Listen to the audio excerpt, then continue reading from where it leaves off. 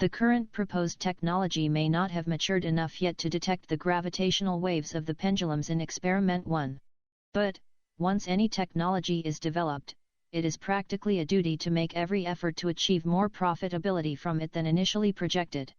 LIGO's technology, proven and reliable at detecting the gravitational pulses of far-flung massive black holes collisions, could eventually detect more local gravitational waves, such as those generated by some human activities.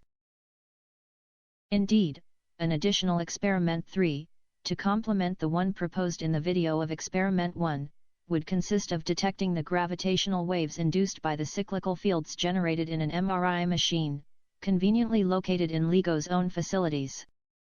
The 45 Tesla hybrid electromagnet, from the National High Magnetic Field Laboratory in Florida, could also be synchronized with both LIGO operations, being another experimental alternative.